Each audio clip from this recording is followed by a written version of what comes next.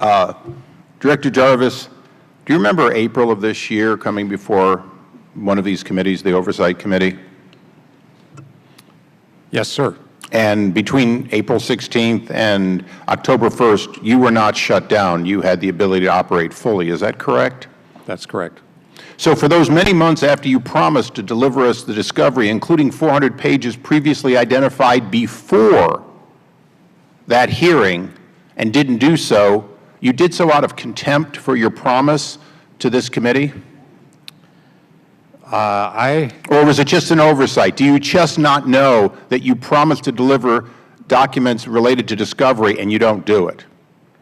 No, sir. Those decisions are made by the Department of the Interior. Well, I'm going to take that decision away from you. I will be issuing a subpoena to you before the close of this hearing, and I will expect as soon as the government reopens for you to comply with it.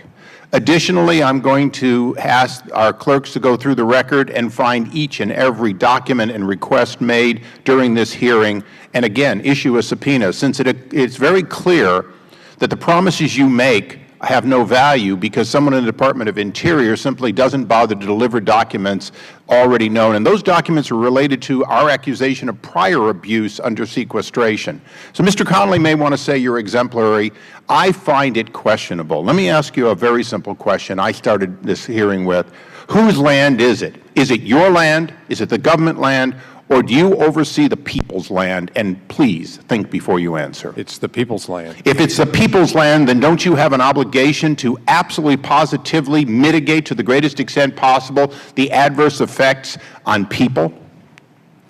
I operate under the law. passed. I know. Don't tell me about the law. Do you have an obligation? You're restrained by laws, but do you have an obligation to deliver to the best of your ability with the limited funds you may or may not have? I absolutely do. Then in the case of Ms. Eberly, isn't it true that in fact every day her organization saves the American people money they would otherwise spend to operate that park, or the park would be gone? Isn't that true?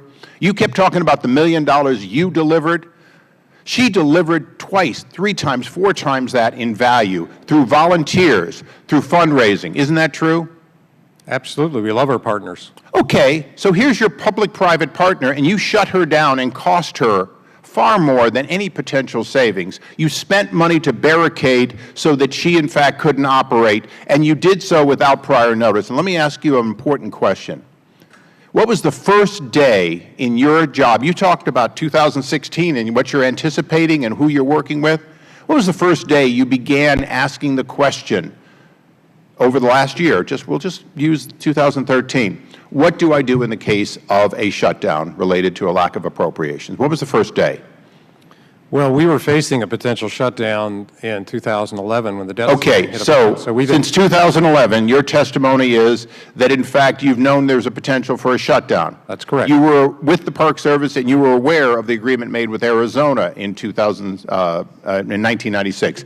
You were aware, could have been aware, of course, Ms. Eberly was not shut down back then. You were aware that, contrary to what was shown in an earlier picture, that in fact the Lincoln Memorial was not closed, as that picture falsely shows, at some earlier barricade. This is a repair period of time. It may in fact be an actual picture, but the pictures we have seen show that people walked up. This barricade was not in fact keeping people from going. People went all the way up. You'll notice, Mr. DeFazio, you'll notice the construction. This picture is also from that period and shows people actually being seen with the sign up there, going there. The fact is, you had a history and a tradition. Why did you not make the effort and the contacts to find out how to mitigate? Why did you not talk to the mayor's people or representatives? Why was there not an attempt to see what they could do to mitigate it? Why were those contracts not dusted off in preparation? Why didn't you do anything to mitigate this whenever possible? And why did you cause Ms. Eberly to sit there and lose money and perhaps her organization go into an inability to maintain it when in fact you know and I know that that road maintenance is being deferred whether she's open or closed? Isn't that true? I immediately, upon the closure, began to look at the documents from the Grand Canyon. Okay, that's a great answer, and my time is expiring. You waited till after October 1st and then began, after you asserted pain on people through a lack of planning, you began planning so that a week, 2 weeks, 3 weeks after you'd made your point, that you could punish the American people by shutting down and taking away assets they cared about. Then you began, because of public opinion, opening back up. For the record, isn't it true that everything you've done to reopen could have been anticipated and done in advance? In other words, if you can reopen her parking lot, then in fact you had the authority never to close it. Isn't that true? The 1860s law didn't change, so isn't it true?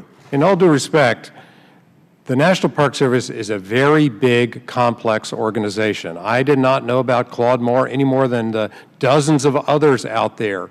I rely on my field representatives, my superintendents, to tell me, and so what we had to do is we shut it down in compliance with the lapse of appropriations and then immediately began assessing which ones we could reopen.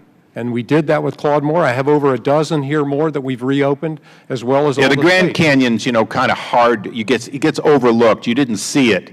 And we all know that terrorists are going to go in and blow up the Grand Canyon, too. So, the fact that you overlooked the Grand Canyon is not credible. We go to the gentlelady from Massachusetts now for her questions, Ms. Song.